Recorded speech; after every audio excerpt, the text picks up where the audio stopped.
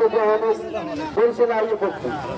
এখন আজকে এটা কথা কইতেছি দেখা যাচ্ছে কি এই যে বিভাগ যে সাইড দিয়েছে নোয়াখালী আর কুমিল্লা, তোরা কি বোঝে না কুমিল্লাবাসী? তোরা যে নোয়াখালীর বললে লাগতে যাও, তবু কি এই সম্ভব? পারো তোরা? তোদের কলিজা পাড়াইয়ে যে নোয়াখালী পাশে যে ঢাকা যায়, তোরা কি সত্যি দেও না? তোরা কি বেশি কিছু দেওয়া লাগবে না? তোরা এই যে কিন্তু সারে আমাকে কাবিলের কথা, তারপরে যে আমাকে ওই যে শিরিন সাহেব, তারপর আমাকে ব্যারিস্টার মৌদুদ, তোরা কি এই দেও না? তোরা তো লাগ দেওয়া তবু তার বেড়া আছে কি? নোয়াখালী বাসী বেড়া আমরা বরিশাল মানে বেড়া ওই জন্য গেছি বেড়া, আমাকে বেরিয়ে আছে তোরা আপ্যায়ন করছে বেড়া। আর তোরা নোয়াখালীবাসী ওই শিক্ষা বোর্ড আছে, এই দাবিতে নোয়াখালীবাসী তোরা ধমকে চেয়েছে বেড়ে শিক্ষা বোর্ড থাকলে কি হইবে ভালো?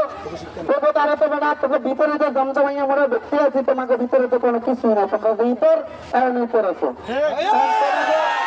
তোমাকে যে বিবেক দিলে তোরা যে পরে যে আমাকে মাথা পাশে যে বাংলাদেশে যে শেষ করে দেবে আমরা বলতে গেছি।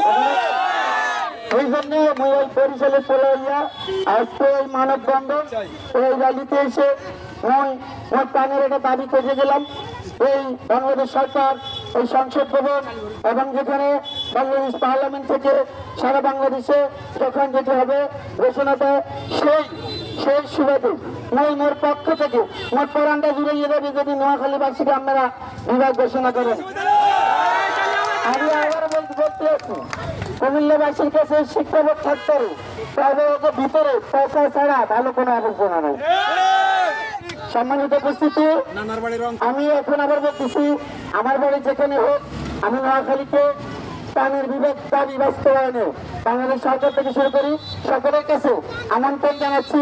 আমি আবারও আমাদের দাবি সচ্ছরে নোয়াখালীবাসী আমাদের বিভাগ করতে যদি আমাদেরকে রক্ত মন ঢেলে দিতে হয় আমরা তাও দিব।